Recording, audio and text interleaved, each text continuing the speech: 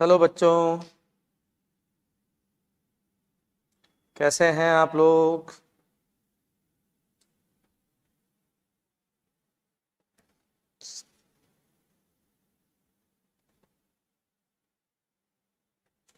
थोड़ा लेट हो गया आज मैं, सॉरी बोलूँगा। इनके कारण लेट हुआ हूँ जो बगल में खड़े हैं, और इनको मैंने बोला अब आगे से लेट नहीं होने का। गुड इवनिंग बच्चा, गुड इवनिंग।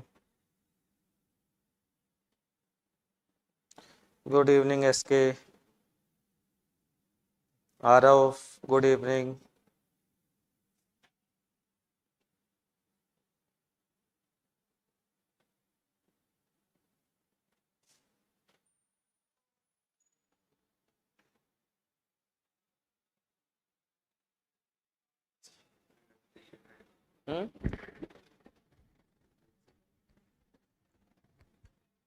सही है।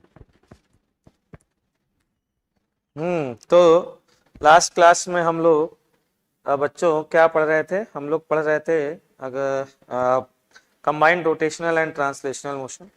क्या ये क्वेश्चन आप लोग करके आए हैं? एस के, आरव, सुरेंद्र कुमार, क्या आप ये क्वेश्चन करके आए हैं बच्चों? बताइए फटाफट जल्दी से, जो दिए थे असाइनमेंट में। मैं पानी पी लेता हूं तब तक, जल्दी बताइए।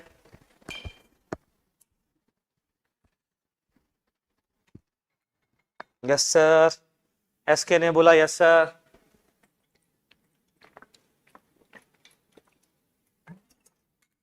बढ़िया। केवल एसके ने बोला यस सर, और किसी ने नहीं बोला। चलिए कोई बात नहीं।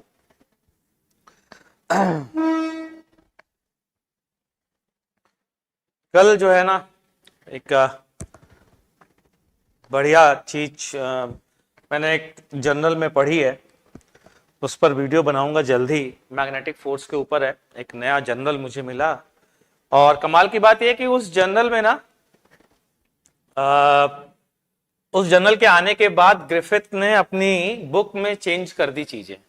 मतलब ग्रिफिथ ने जो पहले दिया था, ग्रिफिथ किताब है इलेक्ट्रोमैग्नेटिज्म की, राइटर हैं उसके, ऑथर हैं ग्रिफिथ। तो उन्होंने अपने पैराग्राफ को चेंज कर दिया। तो मुझे बहुत, मैं इंप्रेस हुआ उनसे जब मैंने जर्नल पढ़ा, और जर्नल पढ़ने के बाद ग्रिफिथ का नया एडिशन देखा गया, उन्होंने अपना पैराग्राफ चेंज कर दिया। बहुत ही मजा आया। खैर,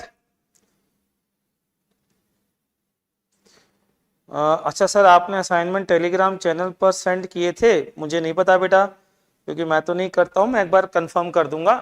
एसके तुम बताओ बेटा, टेलीग्राम चैनल पर थे क्या असाइनमेंट? हाँ वैसे किए होंगे मोस्ट प्रोबेबली, कोटा पल्स वाले चैनल पर होंगे, और या फिर डिस्क्रिप्शन में इसी वीडियो के में होगा। चलिए खैर कोई बात नहीं। 2 बीट्स ईच ऑफ, ये क्वेश्चन बहुत इंपॉर्टेंट है, ध्यान रखिएगा, बहुत ज्यादा इंपॉर्टेंट है। और बहुत ज्यादा क्यों इंपॉर्टेंट है आप लोगों को बताता हूं। बहुत इंपॉर्टेंट, मतलब हद से ज्यादा इंपॉर्टेंट। तुम्हें याद है हम लोगों ने एक क्वेश्चन किया था लास्ट क्लास में, बीड वाला। ऐसा एक क्वेश्चन किया था। ये वो हैं, इंसेक्ट हैं, और आपस में बात नहीं कर रहे हैं, दोनों लोग नाराज हो जाते हैं, और फिर बाद में हॉरिजॉन्टल डायमेट्रिकली अपोजिट बैठ जाते हैं। और आपसे पूछा गया था कि बताइए कि नया ओमेगा क्या होगा अगर पहला वाला ओमेगा ओमेगा नॉट है। तो मैंने यहां पर कुछ एनर्जी की बातें की थी, याद है? मैंने आपसे बोला था कि भाई जब ये नीचे आएंगे, अगर ये बीड होते, अगर ये फ्रीली स्लिप कर सकते, तो यहां आते वक्त ड्यू टू सेंट्रीफ्यूगल फोर्स इनके पास कुछ काइनेटिक एनर्जी आ चुकी होती, जो कि इंसेक्ट होने के कारण नहीं होगी। इसलिए मैंने तुमसे कहा था कि मैकेनिकल एनर्जी कंजर्व नहीं होगी। ये बात मैंने बताई थी। अब आते हैं, देखो इन्होंने क्या किया है, इन्होंने वाकई में बीड ले लिए हैं। ये 2 रिंग लिए हैं इस रॉड पर, और बोला गया है कि ओमेगा नॉट से घुमाया गया। When the bead are at a distance r/2 from the axis, what is the angular velocity of the system when the beads are at a distance r from the axis. ये कह रहे हैं जब beat r distance पे होंगे तो angular velocity क्या होगी। तो सिंपल सा क्वेश्चन है, एंगुलर मोमेंटम का, कंजर्वेशन का।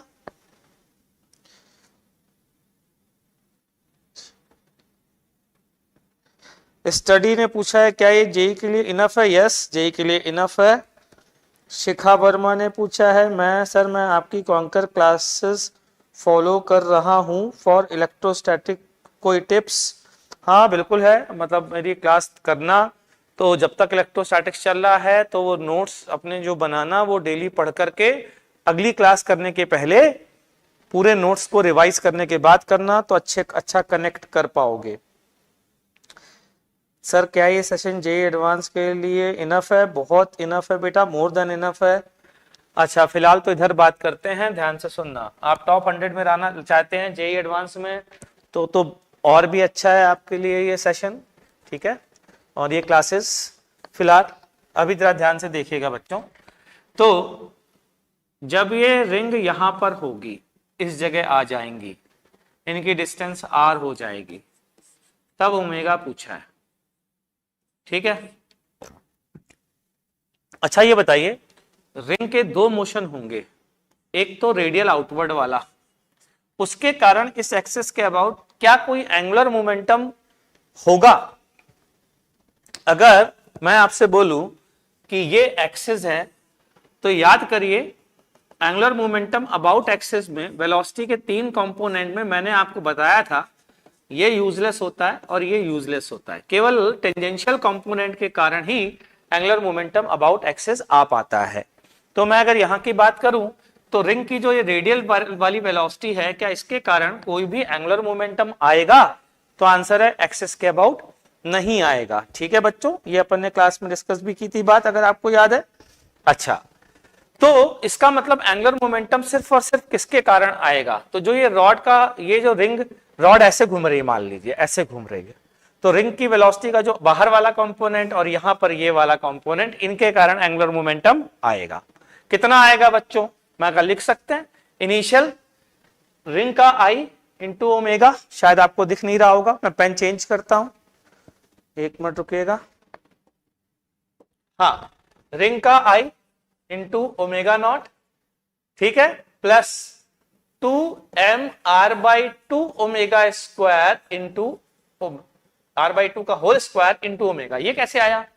जब रिंग यहां पर थी बच्चों, इस जगह जब रिंग थी, तो बता सकते हैं इसकी वेलोसिटी कितनी होगी? क्या मैं कह सकता हूं r/2 ओमेगा होगी इस डायरेक्शन में, r/2 ओमेगा नॉट।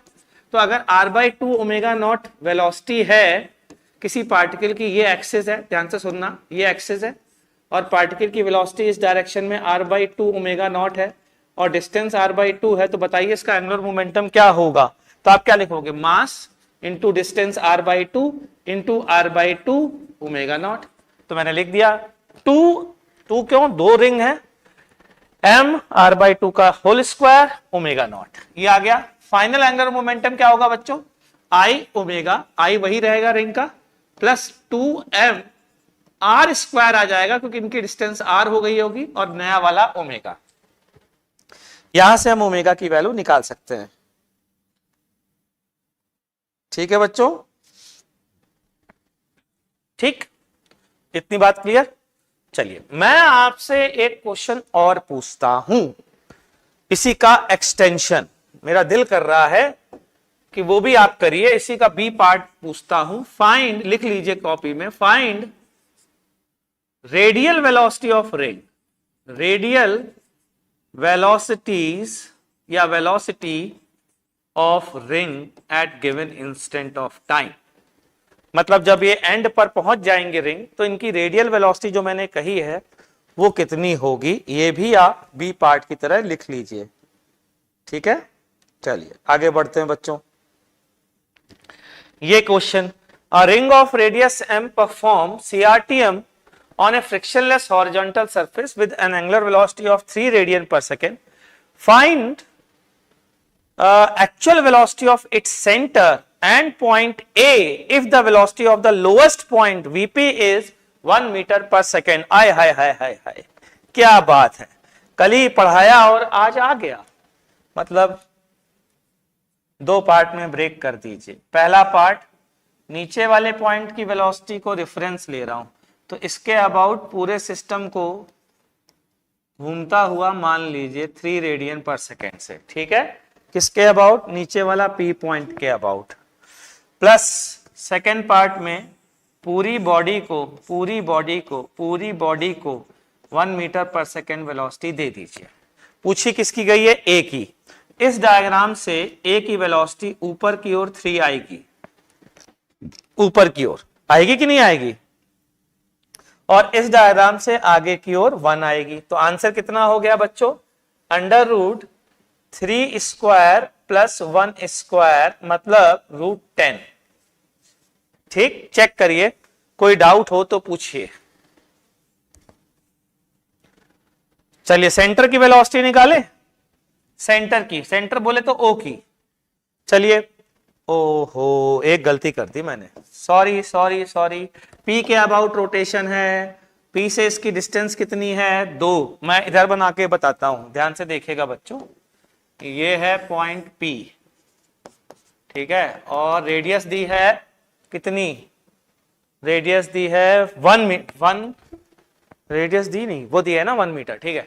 ये डिस्टेंस 2 हो गई, और इसके अबाउट अगर कोई चीज रोटेट कर रही है बच्चों, तो यहाँ की वेलोसिटी, यहाँ की वेलोसिटी, यहाँ की वेलोसिटी निकालने के लिए इससे डिस्टेंस लेनी पड़ेगी ना भाई।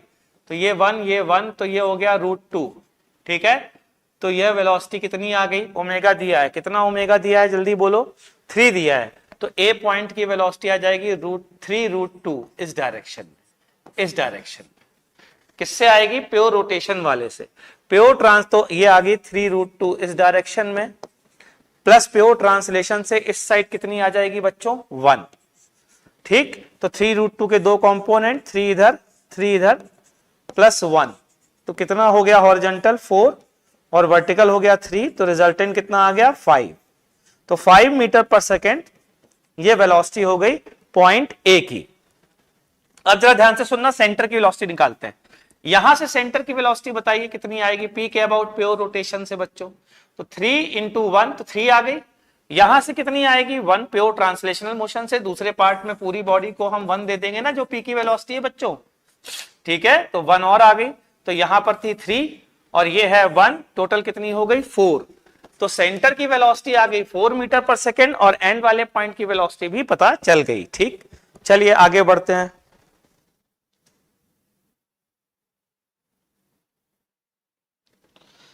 Sir wanted to ask, are these books question relevant for electro? Shashi Bhushan, Anurag Mishra, S K ने सॉल्व कर लिया। बहुत सही एसके, मजा आ गया यार, तुमने बिल्कुल सही कॉन्सेप्ट यूज किया है। Anurag Mishra, INPHO PYAS for under 100। Sir advance 2024 तक सिलेबस होगा, 12 में हूँ। फिजिक्स सिलेबस नवंबर में खत्म होगा। NSCP एडवांस का सिलेबस तो अलग नहीं है क्योंकि 2024 में एग्जाम देना है। नहीं बेटा नहीं है, सेम सिलेबस है। ठीक है, हम आगे बढ़े। चलिए अगले क्वेश्चन पर आते हैं। The center of mass of a uniform rod of length 10 meter is moving with a translational velocity of 50 meter per second on a frictionless horizontal surface। चलिए ये क्वेश्चन भी क्लास का ही है, इसको बता देता हूं, इसलिए बताना सही लग रहा है मुझे क्योंकि इसी की प्रैक्टिस तो करनी है हमको। तो ये है वेलोसिटी सेंटर की 50, सेंटर की दी है, ठीक है। और पूछिए किसकी वेलोसिटी? ए और बी की। तो क्या करें, पहले सेंटर के अबाउट प्योर रोटेशन मान लें। चलिए मान लेते हैं। कितना ओमेगा दिया है? उल्टा दिया है, मैंने गलत बना लिया है। इस साइड ओमेगा दिया है और ओमेगा की वैल्यू बच्चों कितनी है चेक करो, 5 रेडियन पर सेकेंड। ये आ गई ओमेगा की वैल्यू, ठीक। तो ये आ गया, ये पॉइंट फिक्स हो गया। और ये डिस्टेंस 5 मीटर, 5 मीटर, रॉड की लेंथ 10 मीटर दी है ना बच्चों। तो यहां से ये वाली वेलोसिटी पीछे की ओर हो जाएगी। कितनी हो जाएगी? 5 × 5 25 पीछे की ओर, और ये वाली वेलोसिटी हो जाएगी 25 आगे की ओर। प्योर ट्रांसलेशन से सबको वेलोसिटी देनी पड़ेगी कितनी? सेंटर को फिक्स किया ना, सबको 50 देनी पड़ेगी, 50 इस साइड। तो ये वाले की आ जाएगी इधर 25 और ये वाले की आ जाएगी इधर 75। तो ये आंसर हो गया 25 एंड 75, ठीक।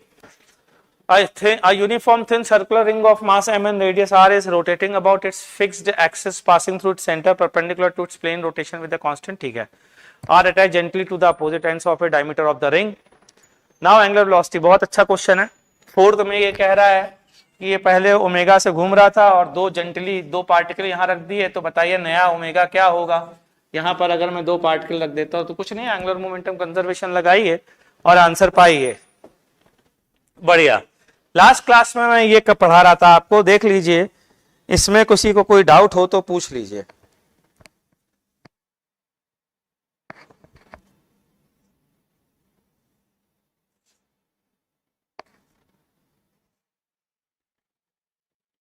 ठीक, चलिए आज आगे बढ़ते हैं बच्चों। आज हम कल लास्ट क्लास में हमने पढ़ा था वेलोसिटी एनालिसिस, आज पढ़ेंगे एक्सीलरेशन एनालिसिस। तो सर आपने एलन क्यों छोड़ा? यार छोड़ दिया अब क्या, अब आगे बढ़ो यार लाइफ में। हाँ क्यों छोड़ा, क्यों छोड़ा? अरे छोड़ सकता है यार भाई, आपके घर में भी तो आपकी जान पहचान वाले लोग क्या जॉब चेंज नहीं करते हैं? करते हैं। क्यों करते हैं उनसे पूछिए, तो जो रीजन उनके हैं वही रीजन मेरे हैं, उसी तरीके के रीजन मेरे हैं कि बेटर अपॉर्चुनिटी, बेटर काम करने का एनवायरनमेंट, या मतलब मुझे जो लगा मैंने अपने हिसाब से, ये मेरा डिसीजन था। और मैंने छोड़ा कब? सेशन एंड करने के बाद, अप्रैल मई में। ठीक है, तब मैंने उनको बोल दिया था सेशन अप्रैल मई में एंड होता है। वैसे तो अब सेशन कुछ रहा नहीं, लेकिन फिर भी वही है। सर वैसे अगर हम ज्यादा फोर्स लगा के बीट्स को अटैच करते हैं तो है इन प्रॉब्लम 4? नहीं बेटा, आ रहा हो, उसमें लिखा है जेंटली पुट।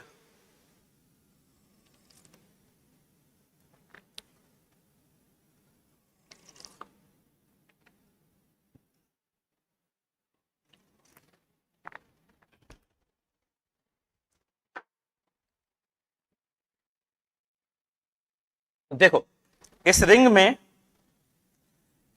में अगर ये ओमेगा नॉट से घूम रही है और घूमते वक्त आपने जेंटली पुट कर दिया, जेंटली पुट का मतलब है आपने कोई इंपल्स नहीं दी है, तो एंगुलर मोमेंटम कंजर्व रहेगा। ठीक है, फिलहाल आज हम लोग पढ़ने जा रहे हैं बच्चों,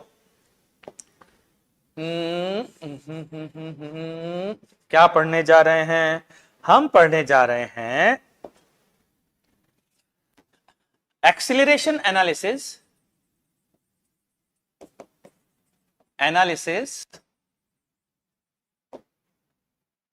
in CRTM, combined rotational and translational motion, ये आज हम पढ़ने जा रहे हैं। ठीक है, तो बच्चों एक्सीलरेशन एनालिसिस हमने वेलोसिटी एनालिसिस लास्ट क्लास में पढ़ी थी, आज हम लोग एक्सीलरेशन एनालिसिस पढ़ने जा रहे हैं। तो ये है रिजिड बॉडी, ये है रिजिड बॉडी। ठीक है, इस रिजिड बॉडी में इस पॉइंट का ध्यान से सुनिएगा, एक्सीलरेशन ए दिया हुआ है, बोला गया है कि बॉडी को यूं फेंका गया, ऐसे फेंका गया यूं, तो बॉडी ऐसे यूं जा रही है, ऐसे जा रही है। ठीक है, किसी इंस्टेंट पर फोटो खींच के दिखाया गया, इस पॉइंट 1 का एक्सीलरेशन ए है, एंगुलर एक्सीलरेशन अल्फा है, और मान लीजिए एंगुलर वेलोसिटी ओमेगा है। किसी जर्नल पॉइंट 2 के बारे में पूछा है, तो यहां पर फिर से हमने रिलेटिविटी की फॉर्मूला लगाएंगे जो हमें पढ़ाया गया है। क्या पढ़ाया गया है बच्चों? हमें पढ़ाया गया है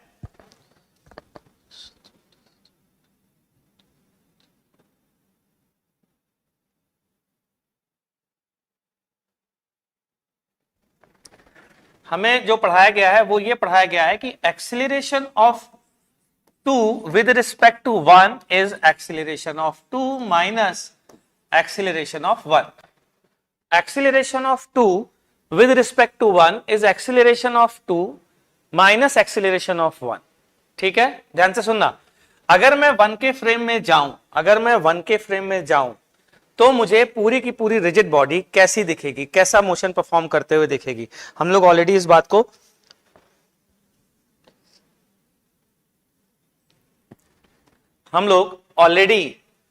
बात को पहले भी देख चुके हैं। ठीक है, क्या 1 के फ्रेम में जाएंगे तो हमें ये पूरी की पूरी बॉडी, ध्यान से सुनना, अगर मैं A2 निकालता हूं तो मैं बोलूंगा A21 प्लस A1, यही बोलूंगा।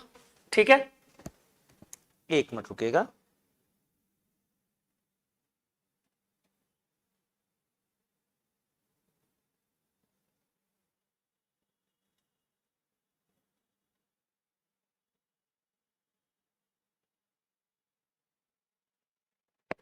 हाँ, A2 मतलब सेकेंड पॉइंट का अगर एक्सीलरेशन निकालना है तो हमें 1 के फ्रेम में जाना पड़ेगा। इसका मतलब ये रिजिड बॉडी में 1 के फ्रेम में जाने का मतलब समझे भाई, 1 के फ्रेम में जाने का मतलब ये है कि 1 हो गया फिक्स, 1 को कर दीजिए फिक्स और पूरी की पूरी बॉडी ओमेगा और अल्फा से घुमा दीजिए और निकाल लीजिए पॉइंट 2 का एक्सीलरेशन। इससे पॉइंट 2 का एक्सीलरेशन आएगा बच्चों, क्या मैं कह सकता हूं वो A2 1 होगा,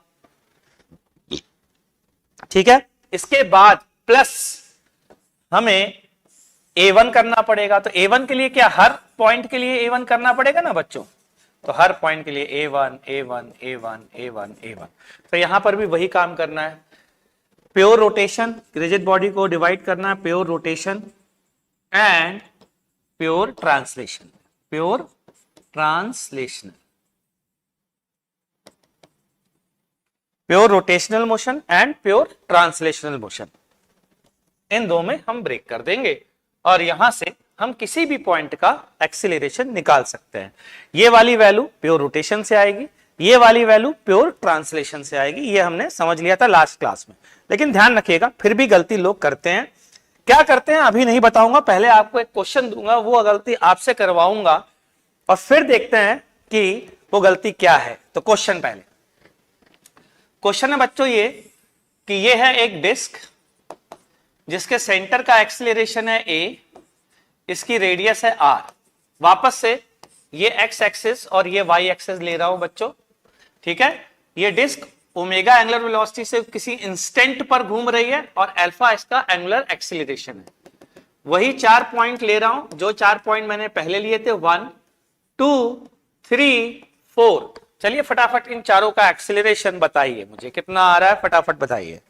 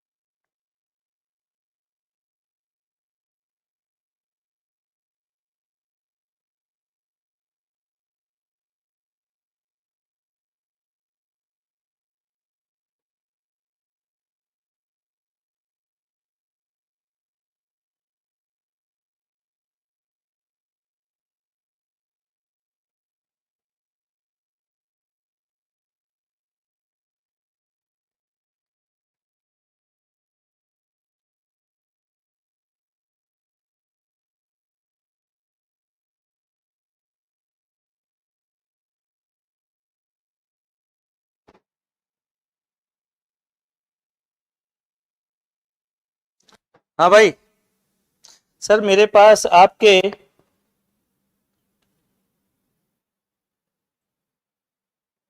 टीओपीएस के 11th के लेक्चर हैं जिसे सागनिक पढ़ा था, उसके बेस्ट यूज कैसे करें बता दीजिए।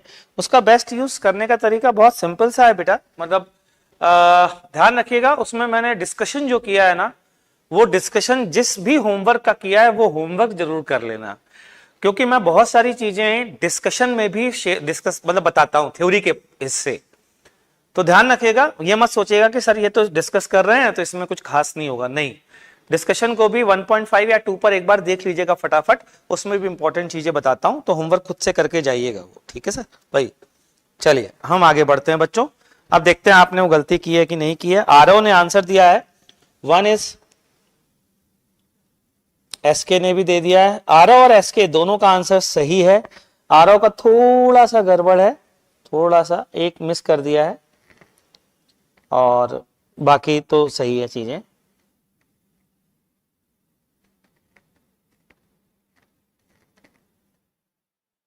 ठीक है चलिए, हाँ मैं भी देखता हूं। तो 2 पार्ट में ब्रेक किया, पहला पार्ट सेंटर को फिक्स किया, सेंटर को फिक्स करने के बाद प्योर रोटेशन सेंटर के अबाउट, तो ये वाला एक्सीलरेशन, ये वाला एक्सीलरेशन आर अल्फा, ये वाला एक्सीलरेशन आर ओमेगा स्क्वायर, ये आ गया बच्चों।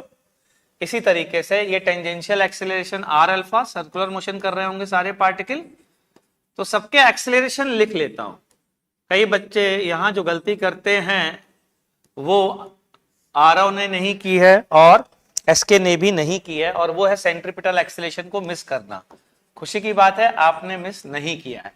प्लस प्योर ट्रांसलेशन, पूरी बॉडी को ए एक्सेलरेशन दे दीजिए, ठीक है। तो फर्स्ट पार्टिकल का एक्सेलरेशन आएगा R alpha I cap plus A I cap minus R omega square J cap. A2 R alpha minus J, R alpha minus I, तो हम लिखेंगे minus R alpha J cap minus R omega square I cap, और भैया ऐसा है plus A I cap तो हमेशा ही चिपका रहेगा। A3 में क्या लिखेंगे बच्चों?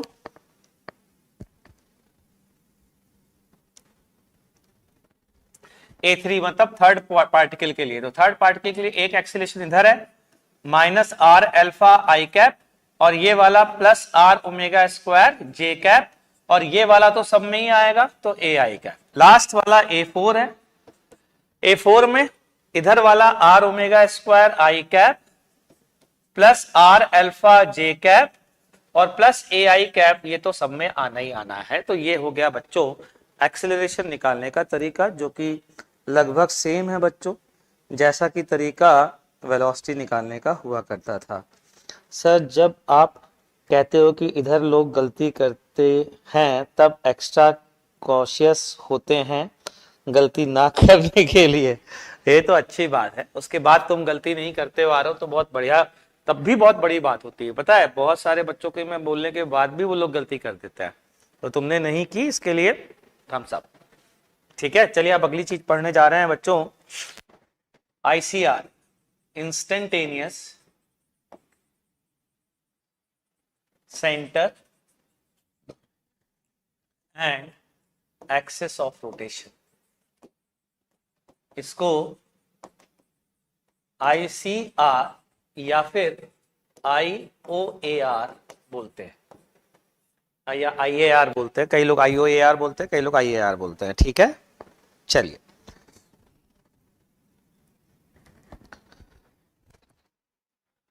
तो instantaneous centre and axis of rotation, ध्यान से सुनिएगा क्या होता है भाई। ये होता है, क्यों होता है, इसको यूज बहुत लोग करते हैं। हाँ जी साहब बिल्कुल बहुत लोग यूज करते हैं, लेकिन एक बात का ध्यान रखिएगा, इसको यूज करने में बहुत सारी गलतियां भी लोग करते हैं। Coincidentally most of the questions में आंसर सही आ जाता है, लेकिन जहां आंसर गलत आता है इसको यूज करने पर जेई तो उसी से पूछेगा। तो बहुत ध्यान से सुनना, जो मैं बात बताने जा रहा हूं बहुत इंपॉर्टेंट है। Salim Ahmed sir thank you. आप सभी लोग सलीम अहमद सर को नहीं जानते हैं तो जान जाइए, बहुत ही शानदार, बहुत फेमस टीचर पूरे इंडिया में सलीम सर हैं, और इस चैनल पर कमेंट कर रहे हैं। चलिए खैर मैं आगे बढ़ता हूं। इंस्टेंटेनियस सेंटर ऑफ रोटेशन क्या होता है, पर ध्यान से सुनना। मैंने आप लोगों को बच्चों बताया था कि अगर ये पॉइंट v वेलोसिटी से जा रहा है, ठीक है, ध्यान से सुनना, ओमेगा से घूम रहा है, किसी भी पॉइंट की अगर मुझे वेलोसिटी निकालनी हो तो मुझे क्या करना था, ये बात मैं बता चुका हूं, ठीक है। क्या बताया था, मैंने बताया था इसको दो पार्ट में ब्रेक करना है। पहले पार्ट में इस पॉइंट को फिक्स कर देना है, इसके अबाउट प्योर रोटेशन करना है, आप कहेंगे प्योर रोटेशनल मोशन। प्लस दूसरे पार्ट में क्या करना है, दूसरे पार्ट में पूरी बॉडी को v वेलोसिटी दे देनी है। याद है ये बात हमने वेलोसिटी एनालिसिस के लिए की थी, ठीक है। जरा ध्यान से सुनिएगा, यहां पर ध्यान दीजिए। ऐसा हो सकता है ना बच्चों कि अगर मैंने किसी चीज को फेंका है ऐसे, तो ऐसे घूमते वक्त किसी पार्टिकल की वेलोसिटी, इंस्टेंटेनियस वेलोसिटी, ऐसे घूमते वक्त किसी पार्टिकल की इंस्टेंटेनियस वेलोसिटी 0, ऐसा पॉसिबल तो हो ही सकता है ना। मान लो ये हुआ, क्या इसकी वैल्यू 0 है, मान लो ये हुआ, मतलब किसी इंस्टेंट पर, at given instant, at given instant, ठीक, इसकी वेलोसिटी 0 है। तो क्या मैं कह सकता हूं कि ये वाले डायग्राम को बनाने की जरूरत नहीं है? क्या मैं ये कह सकता हूं बच्चों कि दूसरे वाले डायग्राम को बनाने की जरूरत नहीं है? ये बोला जा सकता है बच्चों?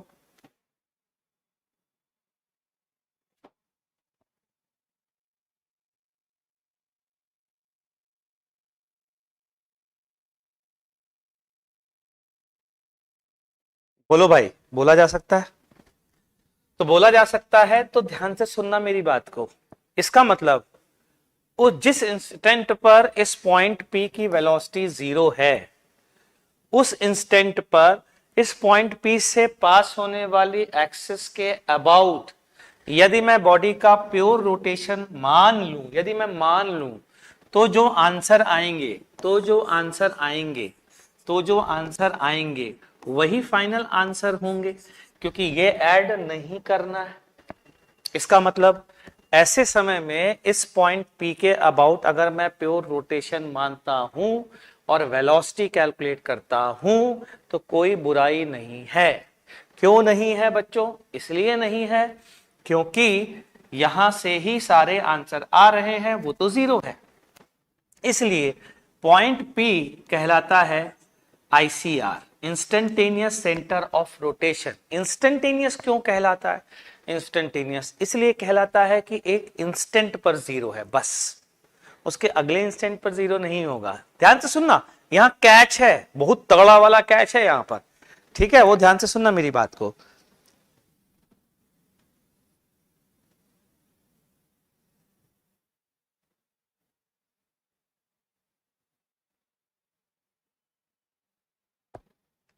ध्यान से सुनना,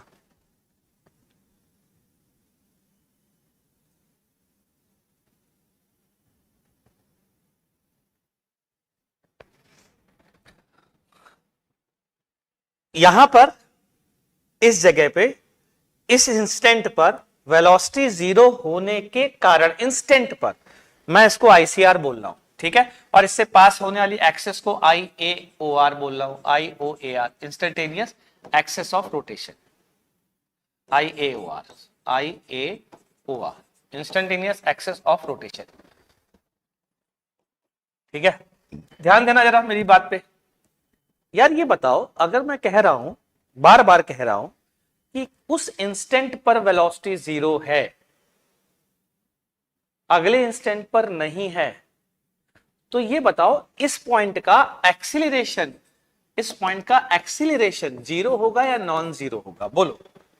अगर मैं आपसे ये लगातार कह रहा हूं कि किसी इंस्टेंट पर पॉइंट की वेलोसिटी 0 और अगले इंस्टेंट पर नहीं है, तो बताइए उस पॉइंट का एक्सीलरेशन 0 होगा या नॉन 0 होगा?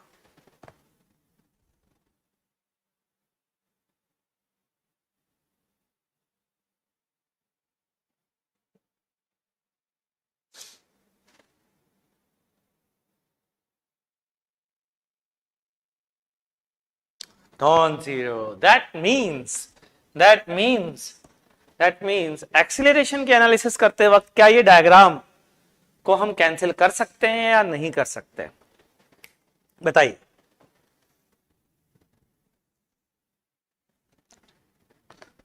अब आपको शायद मेरी बात समझ में आ गई है, तो आप स्टेटमेंट लिख लीजिए। तो कंक्लूजन है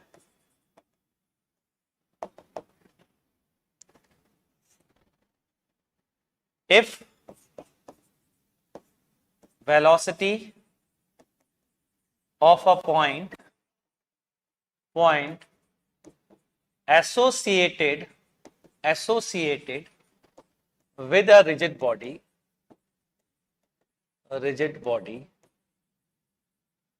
is zero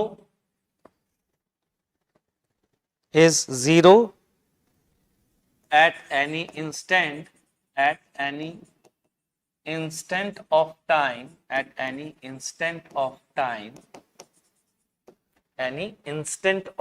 if velocity of a point associated with a rigid body is 0 at any instant of time, ध्यान से सुनिएगा, then we can perform velocity analysis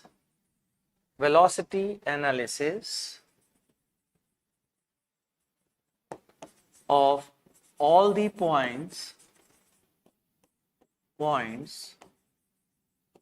on rigid body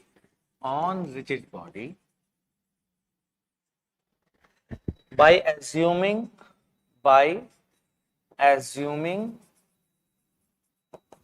pure rotation,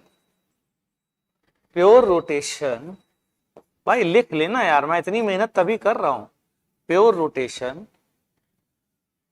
about axis passing through that point. Point is called ICR and axis is called instantaneous axis of rotation. ठीक है, यहां तक तो लिख दिया मैंने। सर आपने बताया था इलेक्ट्रो में कि mass is physical quantity but inertia is property. हाँ कोई बात नहीं बेटा, एजी सर ने मतलब ठीक है, उन्होंने पूछ लिया तो परेशान क्यों हो रहे हो, उन्होंने सही पूछा कि किस किताब से पढ़ा है, वो ऑथेंटिसिटी चेक करना चाह रहे थे इस बात की, तो उनको बता देते हैं एमबी सर से पढ़ा है, बताने में क्या दिक्कत है।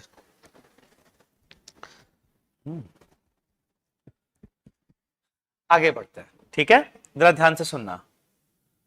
अब अगली लाइन देखते हैं। Point is called ICR, axis is called I, और यहां तक ठीक है, यहां तक तो सब लिखते हैं और सबको पता होता है। अगली line, but we can not do the same thing कौन सी, अबव मेंशन्ड, जो अब ऊपर है, with acceleration because we cannot, because acceleration of ICR is non-zero,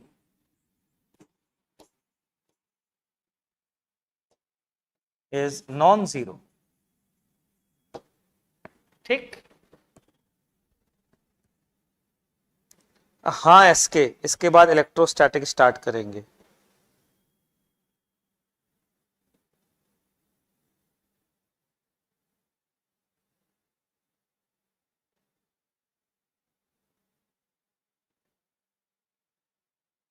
ठीक है बच्चों, लिख लिया, यही बात बताई थी और लिखवा भी दिया आपको।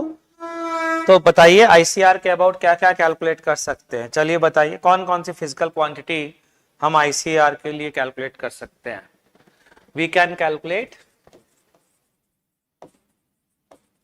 पता है क्या क्या, बताता हूं। पहली चीज सिग्मा, वो सिग्मा काइनेटिक एनर्जी क्या होती है, सिग्मा हाफ MI/VI स्क्वायर, यहाँ V आता है ना और V आता है तो हम वो काम कर सकते हैं, ठीक है। तो क्या हम कह सकते हैं कि काइनेटिक एनर्जी के लिए ये काम किया जा सकता है। दूसरा, मोमेंटम निकालने के लिए किया जा सकता है, सिग्मा MI/VI। तो मोमेंटम निकालने के लिए आप आईसीआर का यूज कर सकते हैं, ठीक है। और काइनेटिक एनर्जी, और सीधा आप एंगुलर मोमेंटम भी लिख सकते हैं, angular momentum about ICR, about ICR सीधा लिखा जा सकता है I about instantaneous axis of rotation into omega. ये एंगुलर मोमेंटम अलग अलग पॉइंट के अबाउट अलग अलग होता है, ये ध्यान रख लेना भाई, ये मत सोच लेना कि ये एंगुलर मोमेंटम एक ही होता है, लेकिन अबाउट आईसीआर आप सीधा लिख सकते हैं IAOR इनटू ओमेगा, क्योंकि उसके अबाउट आप प्योर रोटेशन मान रहे हैं। और वो होती क्या चीज है angular momentum, sigma MI/VI RI, तो जाहिर सी बात है वेलोसिटी एनालिसिस है तो यहां पर भी कर सकते हैं। इसका मतलब ये तो समझ में आ गया कि हमारे लिए आईसीआर बहुत इंपॉर्टेंट है। तो आईसीआर की लोकेशन पता लगाना हमारे लिए बहुत इंपॉर्टेंट है। तो भैया ऐसा आज के बाद हम आईसीआर की लोकेशन निकालने के लिए कुछ इंतजाम करते हैं आपके लिए। तो अब अगली चीज हम देखने जा रहे हैं determination of ICR. Determination of ICR,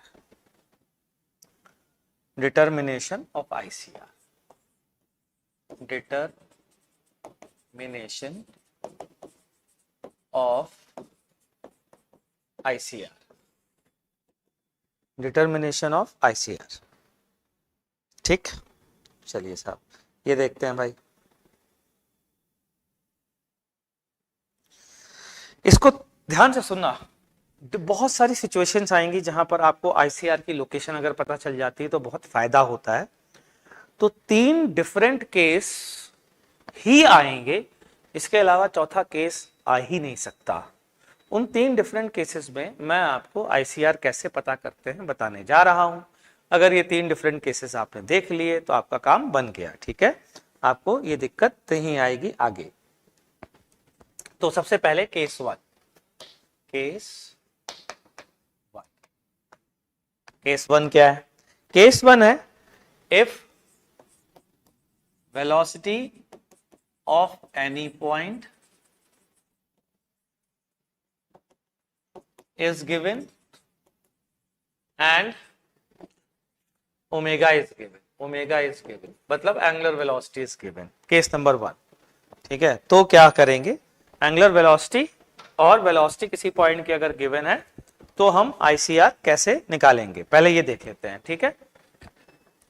तो if velocity of any point is given, जैसे मान लीजिए ये है वेलोसिटी, ध्यान से सुनना बच्चों, हाँ, ये वेलोसिटी है और ये ऐसे एंगुलर वेलोसिटी ओमेगा से घूम रहा है। मान लेते हैं ये कोई पॉइंट है P और इसकी वेलोसिटी V है और रिजिड बॉडी की एंगुलर वेलोसिटी ओमेगा दी गई है।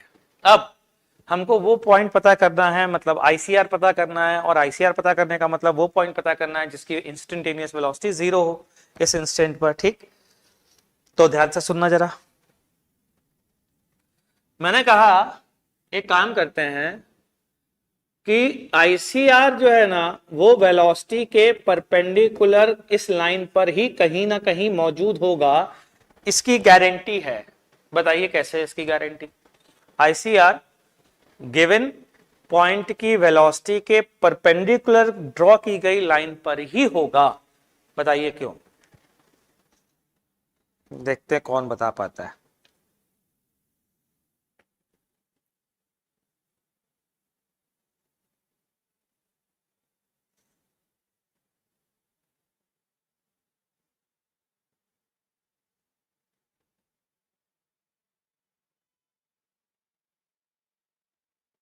देखो जरा ध्यान से मैं बताता हूं।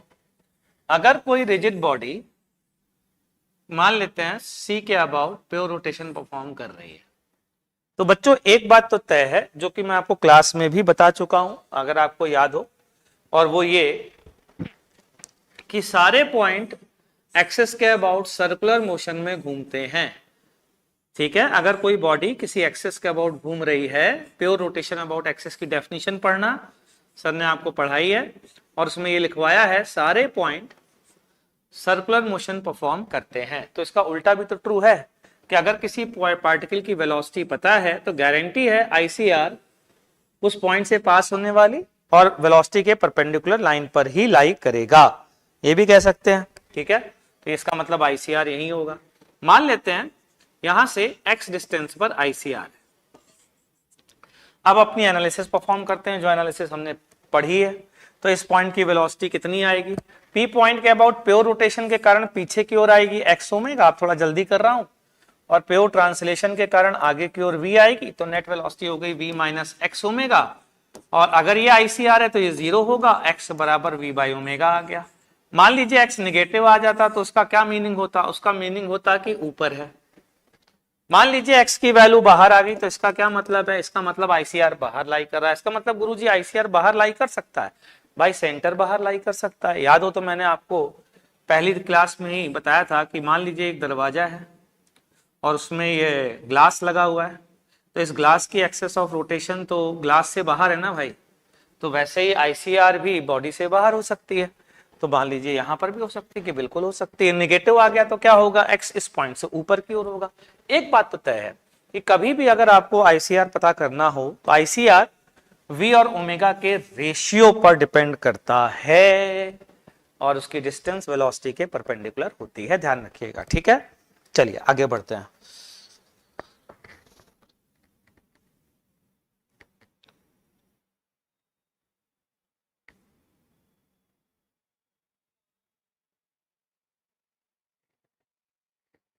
ठीक है, चलिए आगे बढ़े बच्चों, आगे बढ़ते हैं। सेकेंड केस देखते हैं। सेकेंड केस क्या है, case 2, if velocity and location of 2 points are given and they are parallel, either parallel और एंटी पैरेलल। ठीक है, या तो पैरेलल है या फिर एंटी पैरेलल है। ऐसे केस में हम लोग आईसीआर कैसे पता करेंगे, तो ये है रिजिड बॉडी, ये है पॉइंट 1, ये है V1, ये है V2।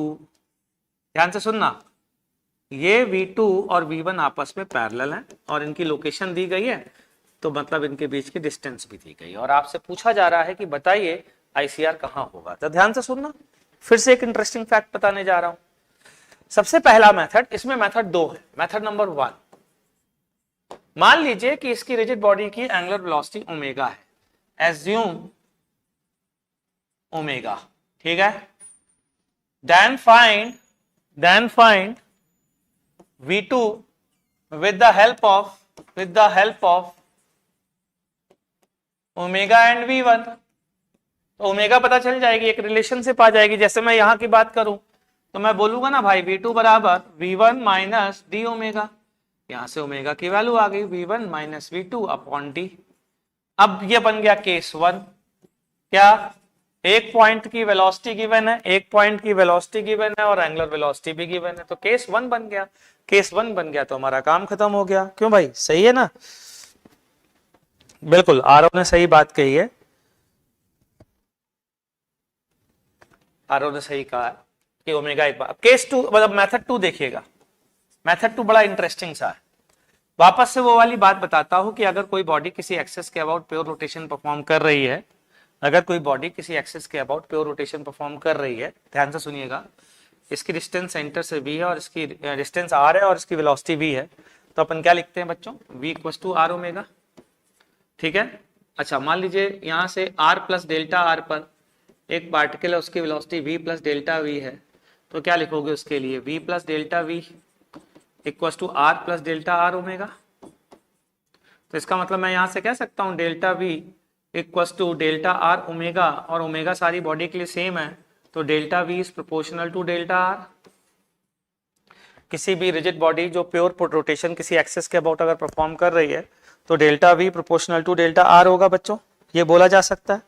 और अगर ये बोला जा सकता है तो यूनिटरी मेथड का इस्तेमाल करने जा रहा हूं कि कैसे, जरा ध्यान से सुनिएगा बच्चों। यहां से यहां तक जाने में मैं कितनी डिस्टेंस ट्रेवल कर रहा हूं, बोलो, डी डिस्टेंस ट्रेवल कर रहा हूं। डी डिस्टेंस में, डी डिस्टेंस का मतलब डेल्टा आर की वैल्यू डी है, तो वेलोसिटी में चेंज कितने का आ रहा है, यहाँ पर v1 है और यहाँ पर v2 है, v2 कम है, छोटा बनाया गया है, तो मैं क्या कह सकता हूँ कि v1 माइनस v2 का चेंज आ रहा है डी डिस्टेंस ट्रेवल करने में।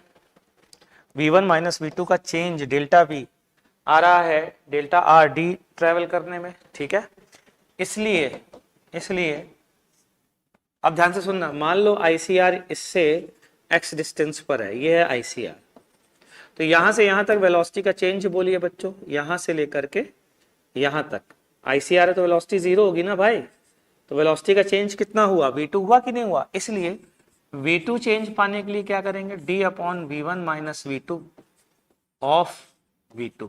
ये लीजिए, ये डिस्टेंस आ गई, आंसर आ गया। तो यूनिटरी मेथड से भी आप सोच सकते हैं, लेकिन जो इंपॉर्टेंट चीज है जो आपको ध्यान रखनी है वो ये है कि बच्चों delta v proportional to delta r होता है रिजिड बॉडी के मोशन में। ये बहुत काम की चीज है, ध्यान रखिएगा, और ये आगे भी आपको बहुत फायदा दिलाएगी।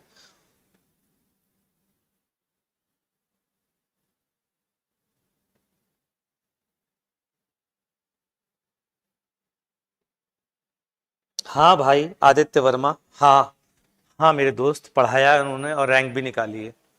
बिल्कुल सही कह रहे हो तुम, है ना। केस नंबर 3 देखते हैं, मतलब एंटी पैरेलल हुआ तो क्या होगा, चलिए पहले इसी केस को देख लेते हैं। मान लीजिए एंटी पैरेलल हुआ, ये वेलोसिटी इधर, ठीक है, और ये वेलोसिटी इधर, ये डिस्टेंस डी। क्या बता सकते हैं? बिल्कुल बता सकते हैं। देखिए जरा यहां से यहां तक का चेंज कितना आया, v1 प्लस v2 का है। कि v1 प्लस v2 का गुरुजी कैसे है भाई, v1 इस डायरेक्शन में, इस डायरेक्शन में v2, तो इधर माइनस v2 बोलेंगे ना, तो चेंज कितने का आया, v1 minus of minus v2, तो v1 प्लस v2 का चेंज आया। v1 प्लस v2 का चेंज आ रहा है कितनी डिस्टेंस ट्रेवल करने में, d डिस्टेंस ट्रेवल करने में। ध्यान से सुनना मेरी बात को। किसी ने कहा आईसीआर इन दोनों के बीच में, मान लेते हैं गुरुदेव यहाँ पर है, यहाँ क्यों है सर, बीच में क्यों होगी, अभी थोड़ी देर पहले बताया बेटा। अगर ये सेंटर है और ये बॉडी इधर घूम रही है, तो ये पार्टिकल अगर इधर जा रहे होंगे तो सेंटर के इधर वाले पार्टिकल इस साइड जाएंगे। तो वेलोसिटी अगर एंटी पैरेलल है तो गारंटी है सेंटर्स के बीच में होगा। वेलोसिटी एंटी पैरेलल है, इसका मतलब है सेंटर बीच में कहीं ना कहीं होगा। मान लेते हैं ये डिस्टेंस x है, ठीक है, ये वेलोसिटी v1 है, यहाँ की वेलोसिटी कितनी होगी, ICR है तो 0 होगी कि नहीं होगी, तो कितने का चेंज आएगा बच्चों, v1 का चेंज आएगा। तो v1 प्लस v2 का चेंज आ रहा है d डिस्टेंस में, इसलिए v1 का चेंज आएगा d upon v1 plus v2 into v1। ये लीजिए साहब, ये आंसर आ गया, ये आ गई ये डिस्टेंस, खट से ICR की लोकेशन आ गई, बल्ले बल्ले हो गया, मजा आ गया, ठीक है। अब आते हैं केस 3। केस 3 क्या, कौन सा केस है, केस 3 समझ लेते हैं। केस 3 बहुत सिंपल सी चीज है कि भाई वेलोसिटीज तो गिवन है, v1 एंड v2 तो गिवन है, given,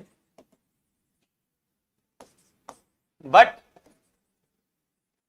v1 is not parallel to v2, ना पैरेलल ना एंटी पैरेलल। जैसे मान लीजिए ये रिजिड बॉडी है, यहाँ की वेलोसिटी v1 है, यहाँ की वेलोसिटी v2 है, ठीक है। किसी ने कहा ये 0.2 है, किसी ने कहा ये 0.1 है, और पूछा है कि बताइए ICR कहाँ होगा, तो मैं बोलूंगा ये और आसान क्वेश्चन है, ये खट से होगा। पता है कैसे, वो वाली प्रॉपर्टी याद करो जो मैंने अभी थोड़ी देर पहले बताई है। ये भाई साहब कहेंगे कि यार मेरे परपेंडिकुलर होना चाहिए ICR। वाह क्या बात है, ऐसे कलर चेंज होते देखा है आप लोगों ने कभी, क्या बात है। ये भाई साहब कहेंगे कि v2 के परपेंडिकुलर होना चाहिए, क्योंकि हमने एक प्रॉपर्टी पढ़ी है v2 के परपेंडिकुलर भी चेंज होना चाहिए, तो ये आ गया ICR। तो फटाफट आपका ICR 2 लाइन के अंदर पता चल गया आपको। v1 के परपेंडिकुलर होना चाहिए ICR, v2 के परपेंडिकुलर होना चाहिए ICR, ICR की लोकेशन आ गई। अब हम लोग इस पर बेस्ड क्वेश्चन करेंगे, लेकिन नेक्स्ट क्लास में इस पर बेस्ड क्वेश्चन, एक क्वेश्चन दे ही देता हूं और इसी को डिस्कस करूंगा कि ये एक रॉड है बच्चों, ये रॉड स्लाइड कर रही है दीवार और इसके बीच में, ठीक है, स्लाइड कर रही है, तो इस एंड की वेलोसिटी v दी है, ये 1, ये 2, ये v0 दिया, ये एंगल थीटा दिया, ये l दिया है। आपको 2 की वेलोसिटी निकालनी है, v2 नेक्स्ट क्लास में निकाल के लाना है, ओमेगा निकाल के लाना है, ICR की लोकेशन निकाल के लाना है, ठीक है, और बाकी जो असाइनमेंट मिलेगा वो करके लाना है। मिलते हैं नेक्स्ट क्लास में, टाटा बाय बाय।